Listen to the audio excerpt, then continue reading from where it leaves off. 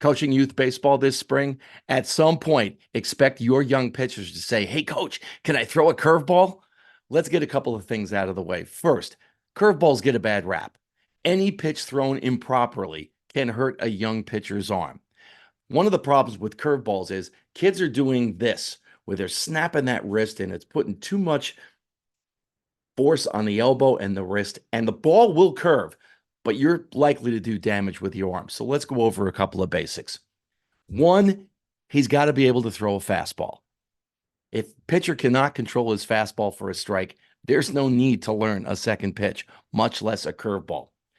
So as the kids get a little bigger, you can start with the four-seam grip. There's the letter C.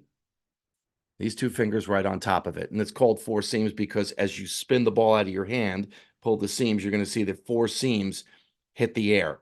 Now, for a younger pitcher, you might want to start with the two-seam grip, right here where these seams are closest. And you take your index finger and your middle finger and you put them right on top.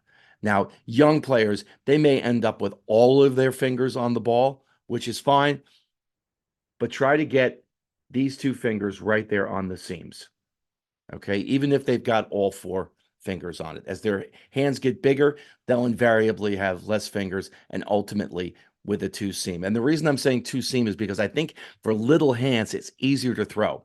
So when they can throw this for a strike, when they can throw either their four-seam fastball or a two-seam fastball for a strike, then you can go to a second pitch. And by the way, this is called two seams because as you pull, there's two seams hitting the air.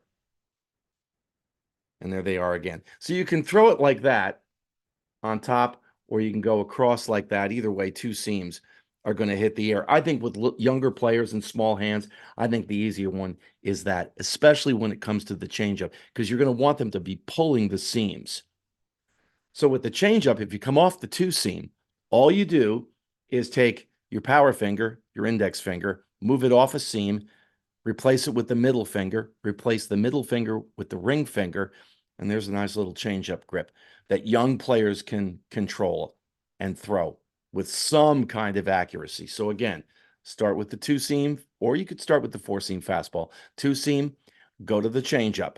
If they can control and throw a fastball for a strike, and they have a little bit of command with the changeup, now it's time to introduce the third pitch, and that would be the curveball.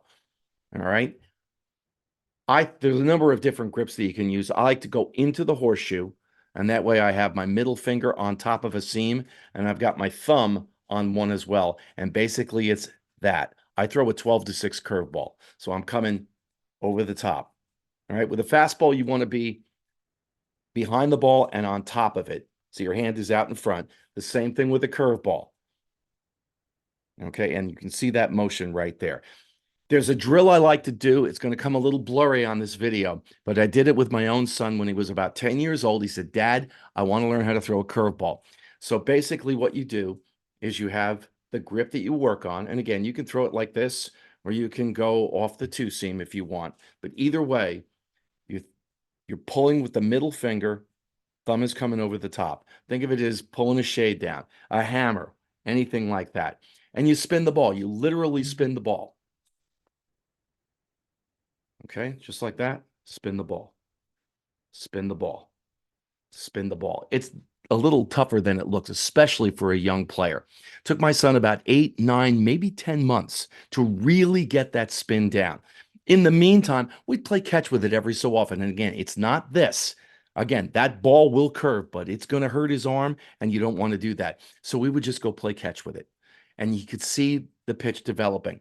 Finally, when he was about 11, I said to him, "Let's throw it in the game and see what happens." And the minute a kid throws a curveball, the opposing team, "He's got a curveball. He's got a curveball." You only need to throw it once or twice in a game. So again, go with the fastball first, work with the changeup, try to work on that spin drill, and good luck. If you have any questions, let me know.